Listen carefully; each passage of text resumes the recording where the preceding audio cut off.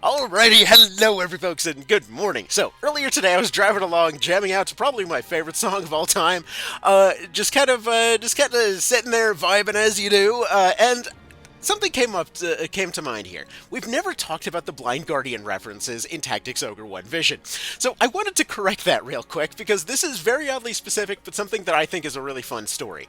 So, okay, 1 Vision is absolutely chock full, just like completely blowing out of the brim in terms of how many different references it has to all kinds of things in very cool and subtle ways. And if somebody wanted a longer video on the various references in this thing, I'd love to do so. But specifically, we are talking about the Mordred song and the Blind Guardian. So the Mordred song being a reference to a Blind Guardian song about, well, Mordred. So why? So what's with all the references? We've got stabs from like March of the Black Queen. We've got Dragon's Breath moves being renamed for Ogre Battle 64. We've even got this Agnia here, which is apparently a reference to an old kung fu movie. Anyways, it's funny because when it comes to Blind Guardian, it's one of those things that I feel might go over the head of some of the younger members of the audience. But man, this this specific thing absolutely just goes and triggers something special in the brain of those that were there for it.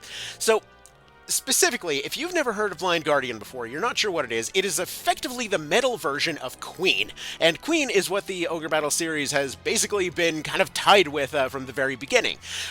Being essentially just this incredible band in both of these cases that puts in a lot of just kind of operatic themes to their songs, incredible harmonies, a lot of ups and downs. Again, very operatic, very bombastic, but then just suddenly turning into just incredible quieter moments as well. It's very hard to describe, but if you ever wanted to potentially change your life if you've never heard of Blind Guardian before, look up And Then There Was Silence, specifically start it at 3 minutes 25 seconds if you're impatient, or listen to it all the way through if you're a bit more patient there. It is a 15-minute long song, but man oh man, if you've never heard it before, it will change your life. Now, with that being said, why specifically Blind Guardian of all things? Well, I mean, obviously we got the Queen angle for it, but additionally, for those that were there back in the day, this potentially might be a core memory for a lot of people that were there in the PSP's heyday. See, around the time is when, YouTube, internet, all that kind of thing were really just kind of coming into the mainstream more and more.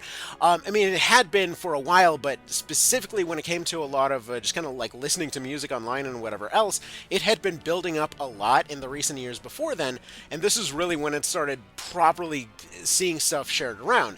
And so, for example, the early PSP days, and actually just going into the late PSP days, I don't know why I'm specifying early here, was really a time when a lot of folks just kind of sat there listening to music off of YouTube or whatever else, sitting there on their PSP. Like, one of those core memories for me personally was going through, like, Armored Core 3 Portable, going and blasting through the Union Raid with Battlefield blasting in the background, like Battlefield Blind Guardian song, not the game series. It's essentially like a song about the Hector and Achilles duel, or for example, going through one of the, I think it was Karitnai that I was going through, while listening to, funnily enough, Mordred's song. So funnily enough, these references are here specifically for the people that were there for that time. And actually, as a bit of another, like, just kind of layer to this reference, both of these are items that are specifically equipable on the Warlock. Primarily, they're for caster classes and whatnot. And while stuff is very open, one of the first things that a lot of folks typically use them on is going to be the Warlock. The Warlock, which just happens to look like an old-timey bard and happens to have access to instruments, with the Blind Guardians typically referred to, or the Blind Guardian band typically being referred to as the Bards. So anyways, it's just one of those fun little multi-layer references that's just kind of, you had to have been there at the time to potentially have heard those songs, but if you haven't, man, oh man, that band is absolutely incredible. Like, And Then There Was Silence and Fly kind of constantly go back and forth as my two favorite songs of all time, and it's not even close. But like, they're a band that basically covers a lot of stuff in terms of like just like operatic metalifying, a lot of folklore type of stuff. So like Fly, believe it or not, is a song about Peter Pan. And Then There Was Silence is essentially a 15-minute long epic about the Iliad. Like, it's a really damn good band. So if you've ever wondered what the deal is with these references, there you go.